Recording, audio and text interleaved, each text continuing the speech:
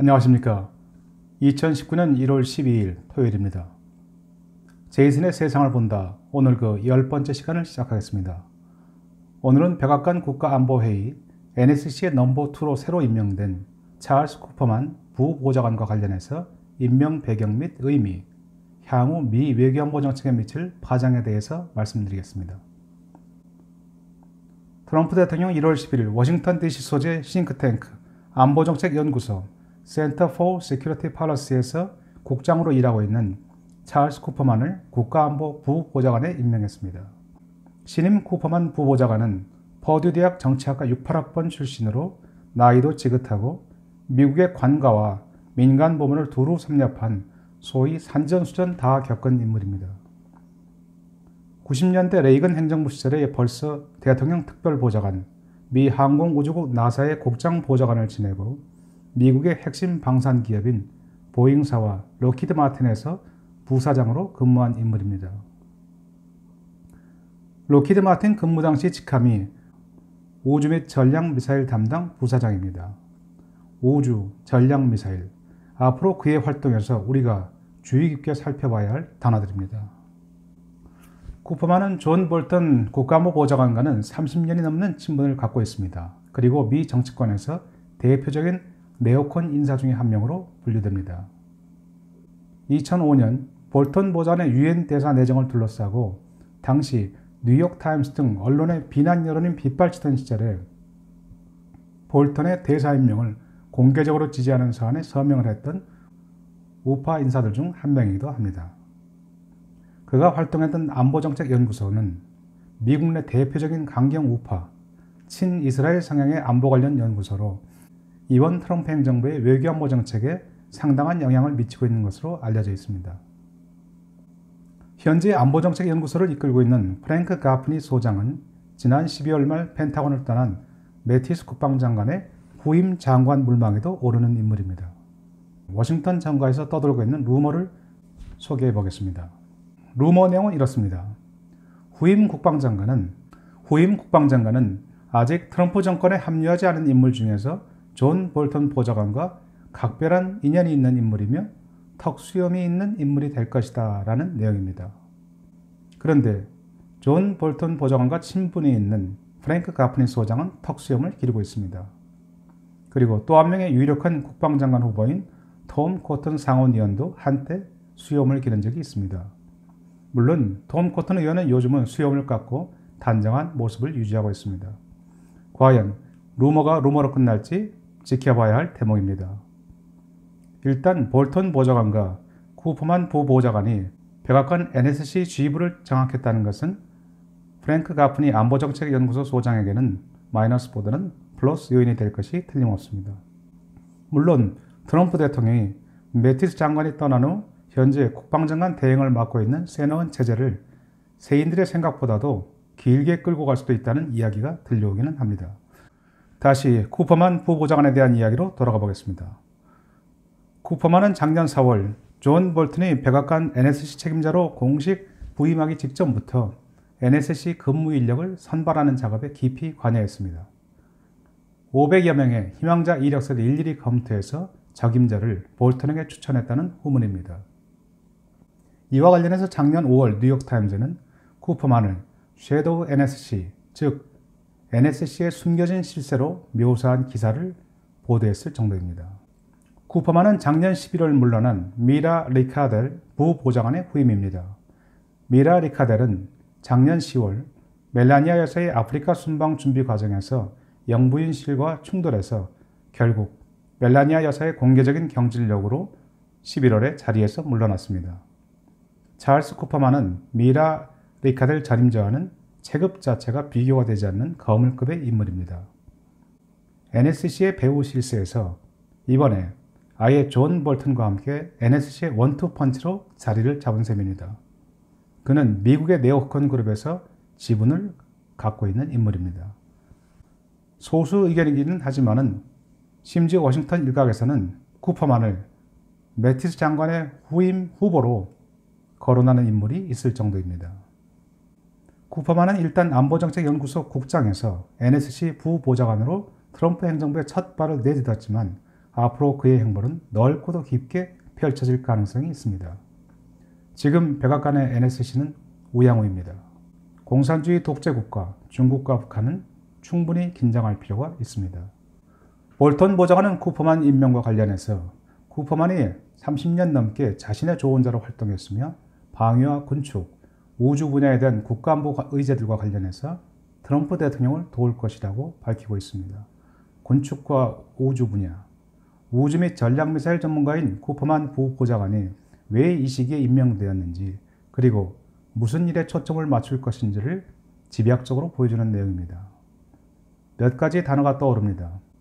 중국몽, 창어 4호의 달 뒷면 착륙, 고고도 미사일 사드, 군사위성, 요격, 우주군 등의 단어들입니다. 여기서 스페이스 포스스, 우주군은 트럼프 대통령이 역점을 두고 추진 중인 사항입니다. 예정대로 2020년경 우주군이 창설된다면 미군은 육군, 해군, 공군, 해병대, 해안경비대의 5군 체제에서 우주군을 포함한 육군 체제로 바뀌게 됩니다. 현 세너운 국방장관 대행 역시 보잉사 부사장 출신으로 미사일 디펜스 시스템 분야에서 근무한 경력을 갖고 있습니다. 존 볼턴, 쿠퍼만이 이끄는 NSC와 세너원의 펜타곤은 지금 제법 손발이 잘 맞을 것 같다는 생각이 듭니다. 존 볼턴은 전임 매티스 국방장관과는 그리 썩 좋은 관계는 아니었습니다. 작년 말 존 켈리 비서실장과 매티스 국방장관이 떠난 이후 미국의 외교 업무는 존 볼턴 국가안보보좌관과 폼페이오 국무장관의 투톱 체제로 사실상 전환되었습니다. 그 중에서도 NSC를 이끄는 존 볼턴이 더 강하게 자기 목소리를 내고 있다는 느낌입니다. 볼턴 보좌관은 지난주 1월 5일부터 7일까지 이스라엘과 터키를 다녀왔습니다. 작년 12월 중순 트럼프 대통령이 전격적으로 시리아 내 미군 철수를 발표한 이후에 시리아를 둘러싼 이스라엘과 터키, 이란과 러시아 등 각국은 자국의 이익과 위험을 세마느라고 부지런히 계산기를 두드리고 있었습니다. 존 볼턴 보좌관은 이란의 위협을 단독으로 상대해야 하는 이스라엘에게 미국의 안보 공약을 재확인시켜주고 터키에 대해서는 미군과 함께 IS 격투전에 참가했던 쿠르드족 민병대 YPG에 대해 미군이 철수한 이후에도 절대 공격하지 말라는 경고를 전달했습니다. 특히 터키 측에 미군 철수는 IS의 완전한 격퇴 및 시리아 내 이란군 철수가 선행되어야만 이루어질 것이다 라는 누가 봐도 실현 불가능한 전제 조건을 새롭게 내놓았습니다. 터키의 에르도안 대통령은 이러한 존 볼턴 보좌관의 강경 발언에 분노해서 터키를 방문한 볼턴 보좌관의 대통령 예방을 거부하고 터키군은 미군의 승인 없이 시리아에서 YPG 제거를 위한 군사작전에 나설 것이다 라고 거칠게 맞받아쳤습니다. 그러나 현실적으로 터키군이 미국의 승인 없이 시리아 영토를 넘어서 쿠르드 민병대를 공격할 가능성은 그리 크지 않습니다. 만일 터키군이 미국의 경고를 무시하고 시리아를 넘어섰을 경우 최악의 경우에 같은 나토 회원국인 미국으로부터 공습을 당할 위험도 전혀 배제할 수는 없는 상황입니다. 미군 철군에 대해서 트럼프 대통령은 시리아 주둔 미군 2,000명의 30일 이내 신속 철수에서 현재는 120일 이내에 점진적 철수로 입장을 바꿨습니다. 그러나 IS 격퇴, 이란군 철수를 철군 조건으로 제시한 바는 없습니다. 백악관 보좌관에 대한 터키에서의 문전박대는 전 세계에서 뉴스거리가 되었습니다. 그러나 트럼프 대통령은 볼턴 보좌관의 발언을 책망하거나 문제 삼지 않는다는 듯한 태도를 보임으로써 볼턴 보좌관에 대한 신임을 다시 한번 보여주었습니다. 그리고 볼턴은 이번에 자신의 30년 지기이며 대표적 네오콘 인사 중 한 명으로 꼽히는 찰스 쿠퍼만을 부보좌관으로 임명하는 데 성공했습니다. 볼턴 보좌관의 파워가 온전히 확인되는 순간입니다. 이제 미국의 외교안보 정책은 변덕스런 트럼프 대통령이 대뜸 화두를 던지고 나면 볼턴이 주의하는 NSC가 적절히 세부 내용을 채우는 방식으로 진행될 모양입니다. NSC에는 이제 좌 볼턴, 우 볼턴, 두 명의 볼턴이 있는 셈입니다. 쿠퍼만의 네오콘 성향은 1970년대 말 현 위기위원회 The Committee on the Present Danger의 정책 고문으로 참여하면서 시작되었습니다. 현 위기위원회는 냉전 초기인 1950년대 강력한 국가 방위와 소련의 팽창주의에 반대하는 미국인들의 지지를 규합하려는 목적으로 조직된 단체입니다. 또한 쿠퍼만은 2015년 9월 오바마 대통령이 보내는 이란과의 핵 합의를 비난하는 내용의 서한에도 서명한 바 있습니다. 당시 이 서한에는 볼턴 보좌관도 서명자로 참여했었습니다. 쿠퍼만이 몸담고 있었던 안보정책연구소의 국가안보에 대한 견해는 간단 명료합니다. 즉, 미국은 모든 군축조약을 폐기하고 가용한 모든 미사일 방어 계획을 강력 추진한다입니다. 쿠퍼만은 우주공간의 군사적 활용에 대해서 미국의 선전 필요성을 강조합니다. 그는 우주공간에서 미국의 우월한 위상을 확보하는 것은 19세기에 영국이 바다를 지배한 것과 같은 맥락이다 라고 강조합니다. 지난 1월 3일 중국의 달 탐사선 장어 4호가 역사상 최초로 달의 뒷면에 착륙했습니다. 달 뒷면 착륙은 그간 착륙선과 지구 기지 간의 직접 통신이 불가능해서 우주 개발을 선도해온 미국과 러시아도 이루지 못한 사안입니다. 그런데 중국의 장어 4호가 자체 기술로 기술적 난관을 뚫고 착륙에 성공한 것입니다. 세계는 이를 스푸트니크 쇼크의 버금가는 장어 쇼크로 받아들이고 있습니다. 스푸트니크 쇼크란 1957년 소련이 미국을 제치고 최초로 인공위성을 쏘아 올린 사건입니다. 당시 미국은 이에 충격을 받고 달 탐사에 박차를 가합니다. 그리고 1969년 7월 마침내 아폴로 11호를 달에 착륙시키는데 성공한 바 있습니다. 중국은 2007년 지상에서 발사한 미사일로 자국의 인공위성을 요격하는 등 우주 공간의 군사적 활용을 적극적으로 추진해왔습니다. 이런 상황에서 이번 중국 장어 4호의 달 뒷면 착륙은 미국의 안보에 중대한 영향을 미칠 수 있는 사건입니다. 미국에게는 정말로 뼈아픈 사건이 될 수 있습니다. 미 군사 및 안보 전문가들은 중국의 달 뒷면 착륙에 대해서 그 의도에 의문을 제기합니다. 이들은 중국이 달 뒷면에서 미국의 감시나 통제를 피해서 모종의 군사적 활동을 전개할 수 있다는 우려를 안고 있습니다. 이제 미국으로서는 한동안 주춤했던 우주 개발에 다시 나서서 중국의 달 뒷면에서의 군사적 활동을 감시하고 차단해야 하는 순간을 맞고 있습니다. 만일 우주 공간에서 중국에게 우위를 빼앗긴다면 미국의 군사적, 외교적, 정치적 우위 유지는 사실상 불가능해집니다. 2019년입니다. 트럼프 집권 후반기를 맞아서 존 볼턴 백악관 국가안보 보좌관의 안보사령탑으로서의 위상과 역할이 넓고 깊어지고 있습니다.